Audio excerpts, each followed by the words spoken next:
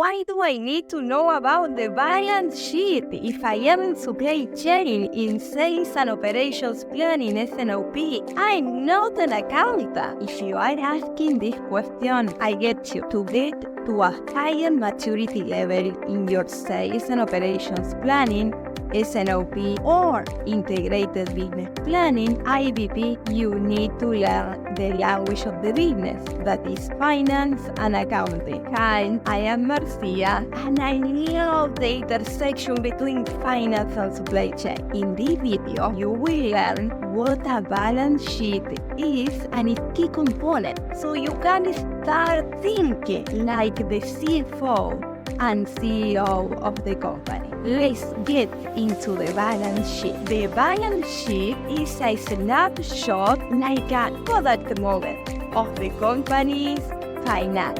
It can be historical or forward-looking, a forecast or an estimate, and it has three main buckets. Bucket number 1, assets. Bucket number 2, liability.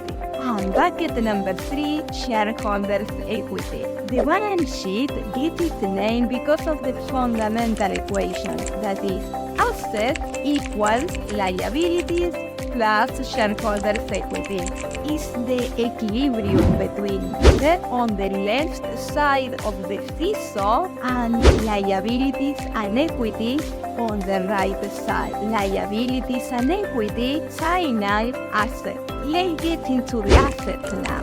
Assets are the resources that a company owns or controls. The business expects assets to provide current or future benefit to generate the sale. We have two key pockets here: current asset and non-current asset. The most liquid asset go first in current and in non-current asset. Okay, what is this about? Current assets are the assets that can turn into cash sooner than in 12 months. And they include cash and cash equivalent, marketable securities, account receivables or AR, inventory, supplier prepayment, and prepaid expenses. Okay, cash and cash equivalent is the most liquid asset. It readily is available.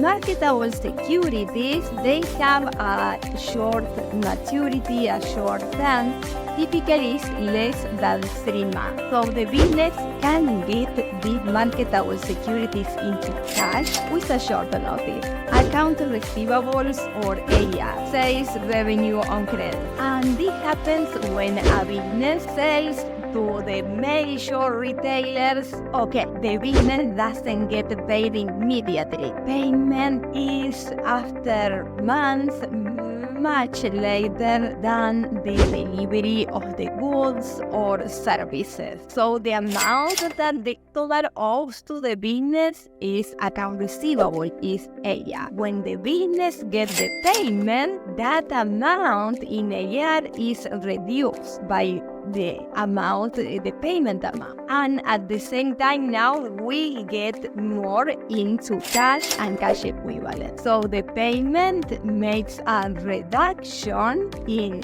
AR and an increase in cash and cash equivalent. Then we have inventory. I bet you know everything about that one. Is fundamental for supply chain and procurement. With our activities, we have a huge impact on it. Then we also have prepayment, the prepayment that a business make to supply. For example, it's quite common when there are purchases from China. So these payments are made in advance to receiving the goods or the service.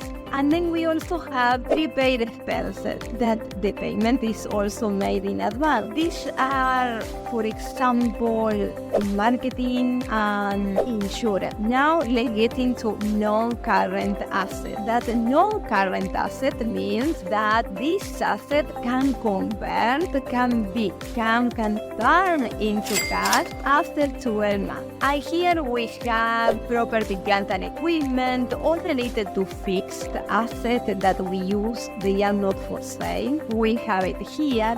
And we also have the intangibles like intellectual property or goodwill. Now, let's move on to liabilities. Liabilities is the amount that the company owes to third parties, including suppliers, creditors, employees, and the government. Like with assets, liabilities are shown based on liquidity. We have two key pockets here. One pocket with current liabilities and another pocket with non-current liabilities. Current liabilities means that the amount owed by the business is due in less than 12 months. And non-current liability, you probably guessed it, is the amount due after 12 months. In current liabilities, we can find different elements. For instance, we have accounts payable, that is the amount that the business owes to the supplier. This amount goes into AP or accounts payable, and when the business makes the payment, then it will reduce accounts payable and will reduce cash and cash equivalent. We also have in current liabilities wages payable. This is the case of wages that have been earned but not yet paid. Another element in current liabilities is the interest payables. That is the interest expense due in less than 12 months. Another component that we may find is dividend payables. This can happen when a business approves the dividend, but the payment hasn't taken place. So the business hasn't made that payment yet. We also can define customer prepayments. In this case, the business receives payments in advance from the customers to delivering the goods before delivering goods or providing the services. We can also find in the current liabilities of a balance sheet the current portion of long-term debt. This is the debt that is due sooner than in 12 months. Perfect. Now let's move on to the non-current liabilities, and here we may see bond payable. In this case, the company may issue bonds to finance their operations, so it can have a portion of the bond for longer term, that is after 12 months. Another element that we can find within non-current liabilities is the portion that is non-current of long-term debt based on the debt schedule. The debt schedule shows the outstanding amount, the interest expense, and all the payments against the borrowed capital for each period. Now, ready to go over shareholders' equity? Equity, also known as shareholders' equity or net worth, consists of what the owners or shareholders own. The equation is equity equals total asset minus total liabilities. And we have two key elements within equity. The first element is paid-in capital. This is the total cash or dollar amount or other asset that the owners paid when the company started, or in the case of the shareholders, is the dollar amount or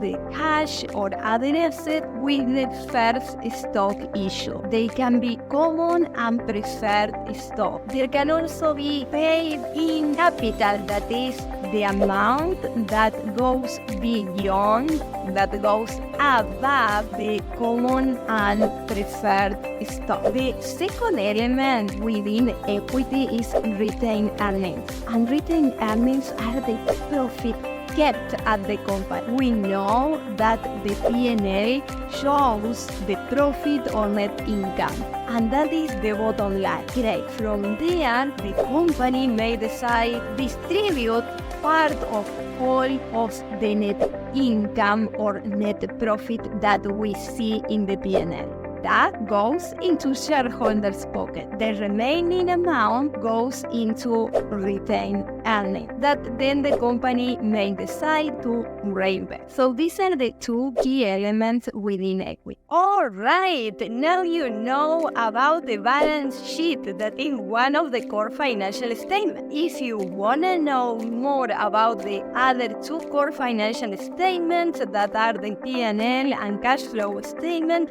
I have included links in the description below. But before you watch them, if you like this video, smash that like button and subscribe to my channel to know everything about the intersection between finance and ops to financialize your supply chain planning. See you next week.